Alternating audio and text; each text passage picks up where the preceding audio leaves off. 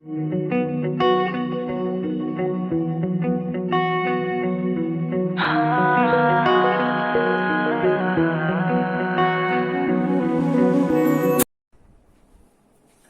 Example आहे बघा. Find N if 6p2 equal to n into 6c2. एकदा permutation आहे आणि एकदा कॉम्बिनेशन, आणि n ची व्हॅल्यू आपल्याला फाइंड करायची आहे. मग आता सोल्युशन मध्ये आपण काय लिहिणार, तर दिलेलं हे लिहायचं 6p2 equal to n into 6c2. आता याचा फॉर्म्युला लिहूयात. npr किती असतो, n factorial upon n minus r factorial. तर ncr चा फॉर्म्युला असतो n factorial upon r factorial into n minus r factorial.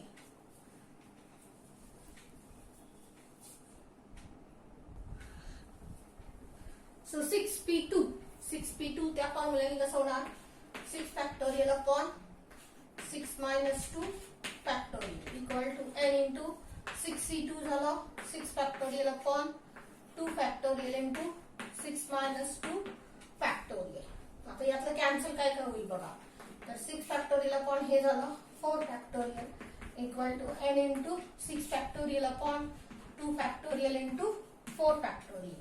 मग यातलं कॅन्सल काय होणार आहे, तर हा 6 फॅक्टोरियल कॅन्सल होईल, कारण तो इकडचा इकडे ट्रान्सफर केला तर इकडचा इकडे ट्रान्सफर केला तर डिनॉमिनेटर जाईल. हा 4 फॅक्टोरियल सुद्धा कॅन्सल होईल, म्हणजे शिल्लक करायला इकडं 1 equal to n upon 2 factorial. हा 2 फॅक्टोरियल इकडे लिहूयात, म्हणजे 2 फॅक्टोरियल इक्वल टू n, म्हणजेच n इक्वल टू 2 फॅक्टोरियल झालं.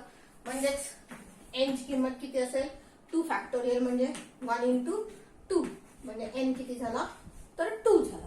ही आपली n ची किंमत आली. पुढचा एक्झाम्पल बघा. 2nc3 adds to nc2 equal to 52 adds to 3. आता हा रेशो दिलाय. रेशो म्हणजे काय असतो, आपला भागाकार असतो. म्हणजे आपण सोल्युशन मध्ये काय लिहिणार, तर हे गणित लिहायचं आणि हे भागाकारात लिहूयात. So 2nc3 upon nc2 this is equal to 52 upon 3. Now ncr, n आहे 2n आणि r आहे 3, n आहे n आणि r आहे 2. मग याचा फॉर्म्युला लिहूयात. इथे कसं येईल, 2n होल फॅक्टोरियल. या सगळ्याचं फॅक्टोरियल होणार, नुसत्या n चं फॅक्टोरियल होणार नाही, त्या 2n सगळ्याचं फॅक्टोरियल होणार आहे. अपॉन इथे किती होईल, 3 factorial into 2n minus 3 factorial equal to, sorry upon किती झालं हे, n factorial upon 2 factorial into n minus 2 factorial. This is equal to 52 upon 3. आता हे जे भागाकारात आपण लिहिलं, या भागाकाराचा अर्थ काय असतो, तर उलटून गुणाकार करूयात. म्हणजे हा जो डिनॉमिनेटर आहे त्याचा गुणाकार व्यस्त लिहिता येईल आपल्याला. म्हणजे आपण कसं लिहिणार बघा, तर 2n factorial upon 3 factorial into 2n minus 3 factorial into काय होईल इकडं, तर 2 factorial n minus 2 factorial upon n factorial equal to झालं 52 अपॉन 3. आता आपल्याला काय काय कॅन्सल करता येईल तेवढं बघा. इकडं 2n त्याचा फॅक्टोरियल आहे आणि इथं 2n मायनस 3 आहे त्याचा फॅक्टोरियल आहे. इकडं 2 फॅक्टोरियल आहे, इथं 3 फॅक्टोरियल आहे. हा 3 फॅक्टोरियल 2 फॅक्टोरियल पर्यंत कन्वर्ट होईल आणि हा 2n मायनस 3 पर्यंत कन्वर्ट होईल, कारण हा नंबर मोठा आहे, हा छोटा आहे.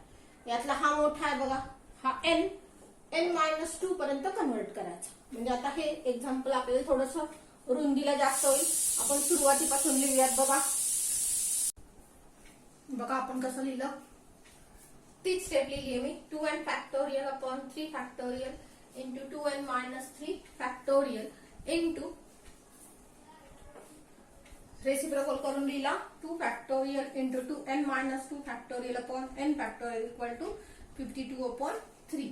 आता कन्वर्ट करायचं आपल्याला बघा. हा 2n मायनस 3 पर्यंत न्यायचा. एक मायनस केलं, पुन्हा अजून एक मायनस केलं, पुन्हा अजून एक मायनस केलं आणि हा 3 फॅक्टोरियल 2 पर्यंत नेला आणि हा 2n मायनस 3 फॅक्टोरियल कॅन्सल झाला. तर इकडं कसं होईल, तर हा 2 फॅक्टोरियल इथं गेला बघा आणि हा n मायनस 2 फॅक्टोरियल तसाच ठेवूयात. खाली आला n मायनस 1 आणि n मायनस 2 फॅक्टोरियल हे इथं गेलं इक्वल टू 52 अपॉन 3. आता जे शिल्लक राहिले ते लिहूयात आपण. यात पण बघा हा n कॅन्सल होऊ शकतो. आता शिल्लक काय राहिलं, हा 2 नंतर 2n मायनस 1 आणि 2n मायनस 2 अपॉन इथं राहिला 3. तर तिकडे काय राहिलं, इथं काहीच नाही राहिलं, 1च राहिला आणि इथं डिनॉमिनेटर सगळं एकत्र करूया. n मायनस 1 राहिला इक्वल टू 52 अपॉन 3. जे सगळं मोठं गणित झालं होतं ते बघा सगळं कॅन्सल होऊन फार छोटं राहिलं गणित. आता यातून 2 कॉमन घेता येईल बघा आणि तुम्हाला कळत असेल तर हा 3 सुद्धा कॅन्सल होतोय बघा. नंतर करूयात फार. तर आपण यातून 2 कॉमन काढला. 2 into 2n minus 1 2 into n minus 1 upon 3 into n minus 1 हे कॅन्सल झालं बघा इक्वल टू 52 अपॉन 3. हा पण 3 कॅन्सल झाला. शिल्लक काय राहिलं, हे 4 2n मायनस 1 इक्वल टू 52. म्हणजेच आपण तो 4 पलीकडे ट्रान्सफर केला तर कसं होईल बघा. तर 2n minus 1 equal to 52 upon 4.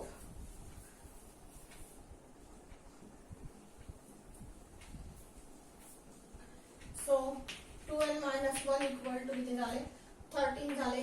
म्हणजे 2n इक्वल टू 14 झाले. म्हणजे n इक्वल टू आला 7.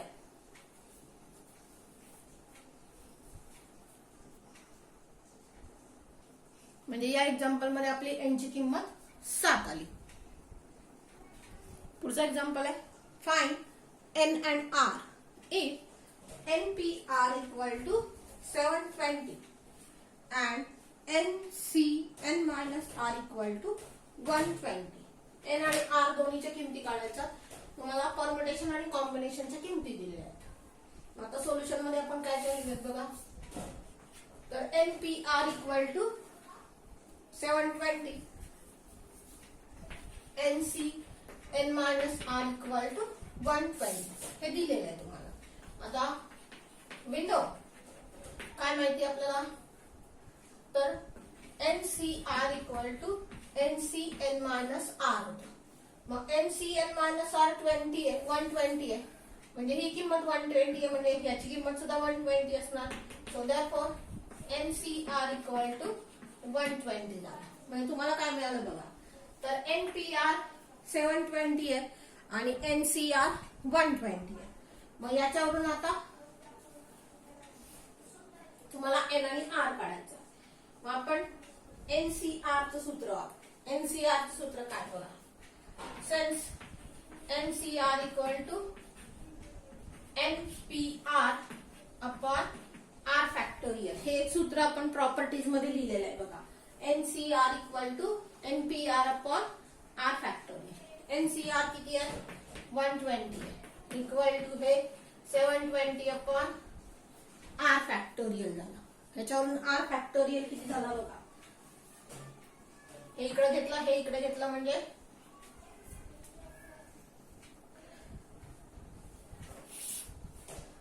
R फॅक्टोरियल किती होईल 720 अपॉन 120 म्हणजे हे 1272 म्हणजे R फॅक्टोरियल 6 झाला.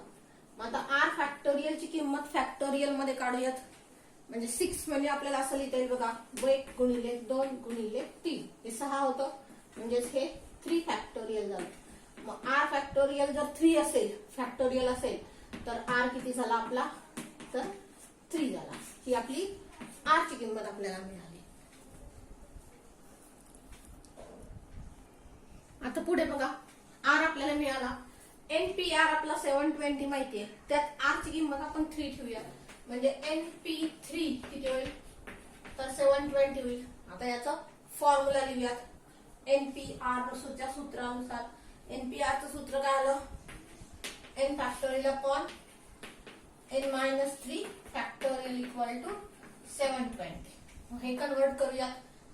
n-1 n-2 n-3 factorial upon n-3 factorial equal to 720. हे कॅन्सल झालं, शिल्लक राहिला n-1 n-2 इक्वल टू 720.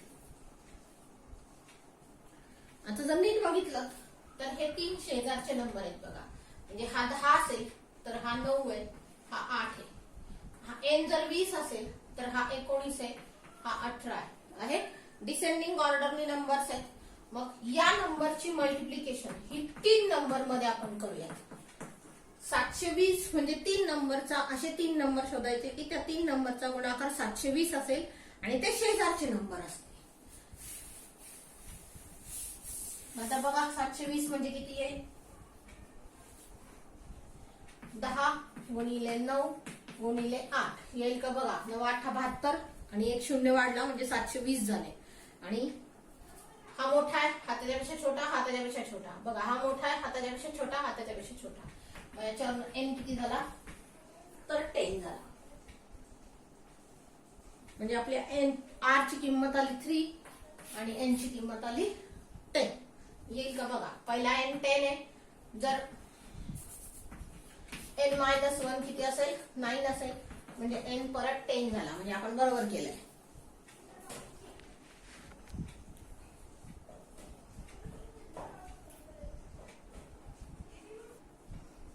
बघा पुढचं एक्झाम्पल आहे. Find the number of ways of 9 drawing 9 balls from a bag that has 6 red balls, 8 green balls and 7 blue balls, so that 3 balls of every color are drawn. का दिले बघा. Find the number of ways of drawing 9 balls from a bag. एक bag आहे अशी आणि या bag मध्ये काही बॉल्स, या बॉल्स मधून काही बॉल असे आपण बाहेर काढायचे. म्हणजे बॉल बॅग मध्ये हात घालायचा आणि एक एक बॉल बाहेर काढायचा. असे किती बॉल बाहेर काढायचे, तर 9 बॉल आपल्याला बाहेर काढायचे. हे टोटल आहे 9 बॉल्स. असे 9 बॉल्स आपल्याला बाहेर काढायचे. मग या बॅग मध्ये किती बॉल्स आहेत ते दिले. आता बघा बॅग मध्ये बॉल किती दिलेत. Bag that has 6 red balls, 8 green balls, 7 blue balls. या बागेमध्ये 6 रेड बॉल्स आहेत, 8 ग्रीन बॉल्स आहेत आणि 7 ब्ल्यू बॉल्स आहेत. टोटल किती झाले बघा, तर 21 टोटल बॉल झाले या बॅगेमध्ये. त्या 21 मधून आपल्याला किती बॉल बाहेर काढायचे, तर 9 बॉल बाहेर काढायचे. 21 मधून 9 बॉल बाहेर काढायचे. आता परत काय दिलंय, तर हे 9 बॉल बाहेर काढताना कसे काढायचे, 3 balls of every color. हे 3 जे बॉल्स आहेत, 9 बॉल्स जे आहेत ते 3 कलरचे आले पाहिजेत. म्हणजे कुठले, तर 3 बॉल हे रेडचे असले पाहिजेत, 3 बॉल ग्रीनचे असले पाहिजेत आणि 3 बॉल ब्ल्यूचे असले पाहिजेत. म्हणजे 9 बॉल बाहेर काढताना आपल्याला कंडिशन दिली आहे की 3 बॉल 3 कलरचे काढा. म्हणजे 3 रेडचे काढा, 3 ग्रीनचे काढा आणि 3 ब्ल्यूचे काढा. मग आता बघा टोटल 21 बॉल आहेत. आपल्याला हात घालून एक एक बॉल बाहेर काढायचा, पण तो काढताना 3 रेड आले पाहिजेत. मग 3 रेड बॉल ज्यावेळेस आपल्याला बाहेर काढायचे त्यावेळेस ते या 6 रेड मधूनच आले पाहिजेत.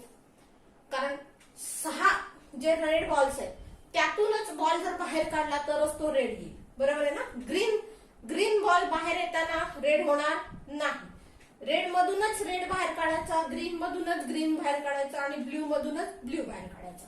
म्हणजे हे जे 3 रेड बॉल्स आहेत हे या 6 रेड बॉल मधून आले पाहिजेत. हे जे 3 ग्रीन बॉल्स आहेत हे या 8 ग्रीन मधून आले पाहिजेत आणि हे जे 3 ब्ल्यू बॉल्स आहेत हे या 7 ब्ल्यू मधून आले पाहिजेत. मग आता पहिल्यांदा रेडचा विचार करूयात. 3 रेड बॉल बाहेर काढायचे आहेत. टोटल बॉल्स रेड किती आहेत? 6 आहेत. बरोबर, 6 रेड बॉल्स आहेत म्हणजे एन आपला 6 आहे. यातून बाहेर किती काढायचे? 3 रेड बॉल बाहेर काढायचे. कसं होईल? सिलेक्शन करायचंय. डायरेक्ट किती झालं? NCR म्हणजे 6C3 झालं. हे आपण 3 रेड बॉल बाहेर काढले. आता ग्रीनचा विचार करू. टोटल ग्रीन किती आहेत? 8 आहेत. आपण किती बाहेर काढणार? 3 बाहेर काढणार म्हणजे किती बाहेर निघतील? 8C3. या प्रकारे हे ग्रीन निघतील. हे कोण आले? रेड बाहेर आले. हे ग्रीन बाहेर आले. आता ब्ल्यू किती आहेत बघा? 7 आहेत. यातून बाहेर किती निघणार आहेत? 3 निघणार आहेत. किती वेगवेगळ्या प्रकारे निघतील? 7C3. हे कोण निघालं? ब्ल्यू निघाले. मग आता रेड बाहेर पडले या सिलेक्शननी, या कॉम्बिनेशननी. ग्रीन बाहेर पडले यानी आणि ब्ल्यू यानी. आता एकदम 9 बॉल बाहेर काढायचे म्हणजे हे जे आपण लिहिलंय यांची मल्टिप्लिकेशन होणार आहे. म्हणजे टोटल नंबर ऑफ वेज किती असतील बघा.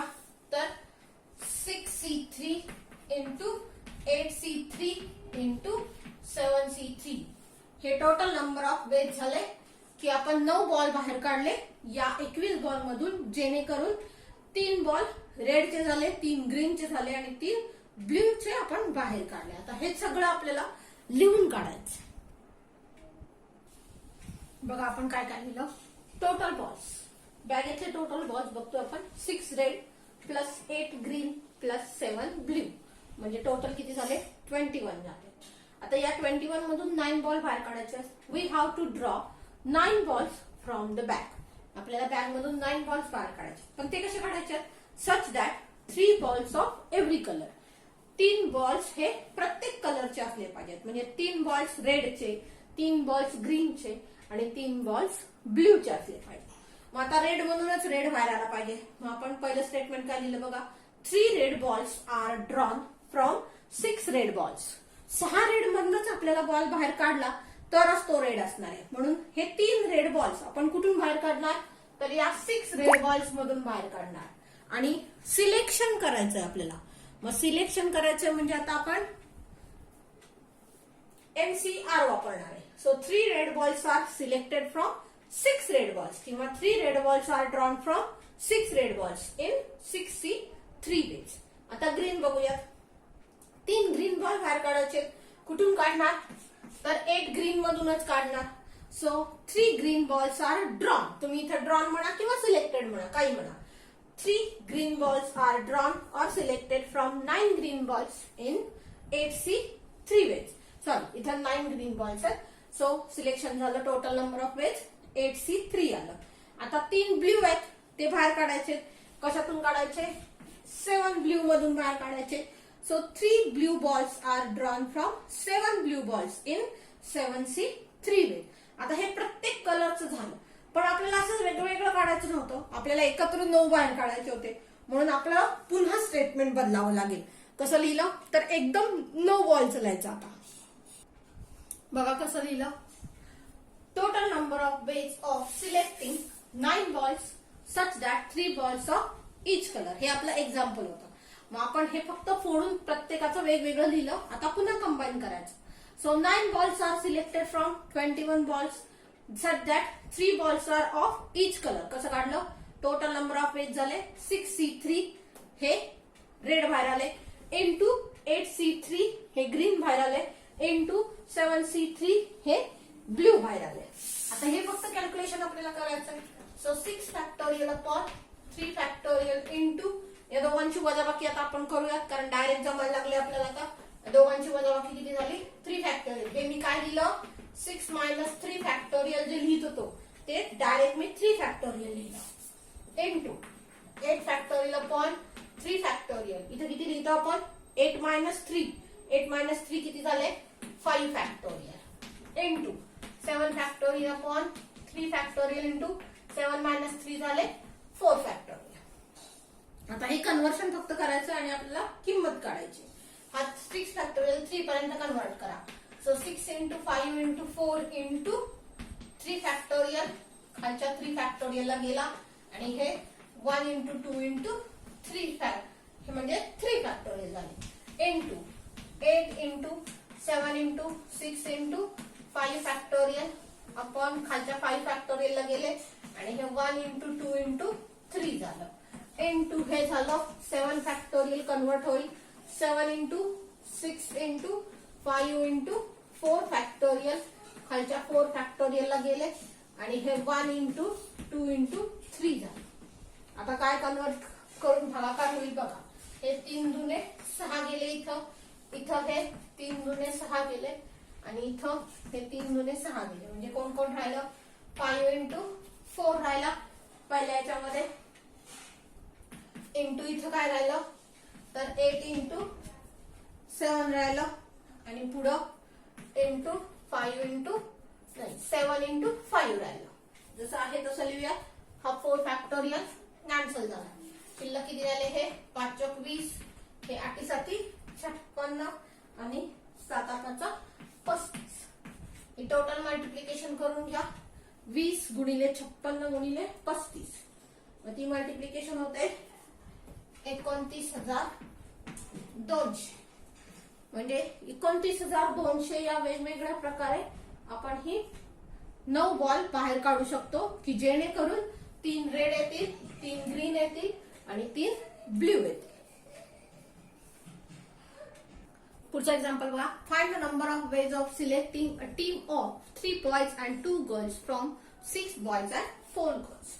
3 बॉयजचं सिलेक्शन करायचंय 6 बॉयज मधून आणि 2 गर्ल्सचं सिलेक्शन करायचंय 4 गर्ल्स मधून। आता गर्ल्सचं सिलेक्शन हे गर्ल मधूनच झालं पाहिजे, बॉयजचं सिलेक्शन बॉयज मधूनच झालं पाहिजे, उलट सुलट करायचं नाही। मग आता टोटल आपल्याकडे 6 बॉयज आहेत, यातून किती बॉयज बाहेर काढायचे 3 बॉयज बाहेर काढायचे, मग टोटल नंबर ऑफ सिलेक्शन किती होईल 63 होईल, हे बॉयजचं सिलेक्शन झालं। गर्ल्सचं सिलेक्शन कसं होईल बघा, 2 गर्ल्स बाहेर काढायच्या 4 गर्ल्स आहेत म्हणजे टोटल झालं 4C2, हे बॉयचं सिलेक्शन आहे हे गर्ल्सचं सिलेक्शन आहे आणि हे सगळ्यांचं सिलेक्शन करायचंय म्हणजे इथं इंटू आलं अँड आहे म्हणल्यावर इथं इंटू आलं, हे झाले आपले टोटल नंबर ऑफ कॉम्बिनेशन्स किंवा टोटल नंबर ऑफ सिलेक्शन। काय केलं 3 बॉयज सिलेक्ट केले 6 बॉयज मधून, 2 गर्ल्स सिलेक्ट केल्या 4 गर्ल्स मधून आणि आपल्याला ह्या सगळ्यांचं सिलेक्शन करायचं मध्ये अँड आहे त्यामुळे इथाला इंटू, तो टोटल नंबर ऑफ कॉम्बिनेशन हे झालं। डायरेक्ट उत्तर लिहिलं हे तरी चालेल किंवा मग सारखं ह्याचं स्टेटमेंट वेगळं याचं स्टेटमेंट वेगळं आणि मग एकत्र केलं तरी चालेल, कसंही केलं तरी चालेल। बघा काय काय लिहिलं, there are 6 boys and 4 girls, दिलेले 6 बॉयज आहेत आणि 4 गर्ल्स आहेत। So 3 boys are selected from 6 boys, हे 3 बॉयज कशातून सिलेक्ट होणार 6 बॉयज मधून होणार, टोटल नंबर ऑफ सिलेक्शन झाले 63। पुन्हा 2 girls are selected from 4 girls in 4C2, मग आता बॉयजचं सिलेक्शन वेगळं झालं गर्ल्सचं सिलेक्शन झालं, पण आपल्याला वेगवेगळं नव्हतं करायचं, आपल्याला कंबाईनली एक टीम तयार करायची होती की ज्याच्यामध्ये 3 बॉयज आणि 2 गर्ल्स असतील। So total number of ways in which 3 boys and 2 girls can be selected, हे किती आलं तर 6C3 इंटू 4C2 आलं। मग आता टोटल हे कॅल्क्युलेशन करायचं 6 factorial upon 3 factorial into 3 factorial, या दोघांची वजाबाकी ही झाली into 4 factorial upon 2 factorial into 2 factorial म्हणजे किती होईल बघा 6 इंटू 5 इंटू 4 इंटू 3 फॅक्टोरियल, खालच्या 3 फॅक्टोरियल ला गेले आणि हे 1 इंटू 2 इंटू 3 झाले, तर इकडे काय होईल 4 इंटू 3 इंटू 2 फॅक्टोरियल, खालच्या 2 फॅक्टोरियल ला गेले आणि इथं 1 इंटू 2 आलं, टोटल आपलं कॅल्क्युलेशन किती होईल बघा, हे 3 दुने 6 इथं गेलं, हे इथं 2 गेलं, इथं किती राहिले 5 गुणिले 4 राहिले आणि तिथं 2 गुणिले 3 राहिले म्हणजे हे 5 चौक 20 आणि हे 6 म्हणजे टोटल किती झाले